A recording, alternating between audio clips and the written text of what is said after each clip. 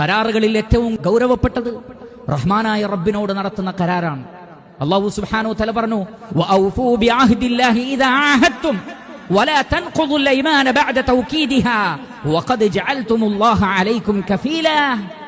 അല്ലാഹു സുബ്ഹാനഹു തആല പറയുന്നു, നിങ്ങൾ അല്ലാഹുവിനോട് വല്ല കരാറും ചെയ്തിട്ടുണ്ടെങ്കിൽ അത് പൂർത്തിയാക്കണം. ആ അല്ലാഹുവുമായിട്ടുള്ള കരാർ ഉലമാക്കൾ പറഞ്ഞു രണ്ട് രൂപത്തിലാണ്. അതിലൊന്ന് അള്ളാഹുവിനോട് നേർക്കുനേരെ നിങ്ങൾ നടത്തുന്ന കരാർ, രണ്ട് അള്ളാഹുവിന്റെ പേരിൽ സൃഷ്ടികളോട് നടത്തുന്ന കരാർ.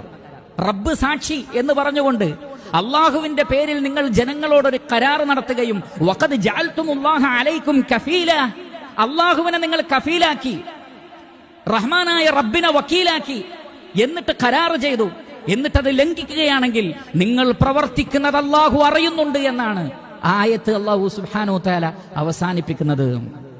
യുദ്ധത്തിൽ പിന്തിരിഞ്ഞോടാതെ ഞങ്ങൾ പിടിച്ചു നിൽക്കുമെന്ന് കരാറ് പറഞ്ഞ ചില ആളുകൾ, വലഖദ് കാനു ആഹദുല്ലാഹി മിൻ ഖബ്ലു ലാ യുവല്ലൂനൽ അദ്ബാർ വകാന അഹ്ദുല്ലാഹി മസ്ഊലാ. ആ കരാർ അല്ലാഹു ചോദിക്കും നിങ്ങളോട് എന്ന് അല്ലാഹു സുബ്ഹാനഹു വതആല പറയുകയാണ്. അതുകൊണ്ട് തന്നെ കരാറ് പാലിക്കണം, ലംഘിക്കരുത്. ആരെങ്കിലും ലംഘിച്ചാൽ ഉലൈക ലഹുമുൽ ലഅനതു വലഹും സൂഉദ്ദാർ, അവർക്ക് അല്ലാഹുവിന്റെ ലഅനത്തുണ്ട്, ഏറ്റവും മോശമായ വീടായ നരകമുണ്ട് എന്നും അല്ലാഹു സുബ്ഹാനഹു വതആല പറയുന്നു.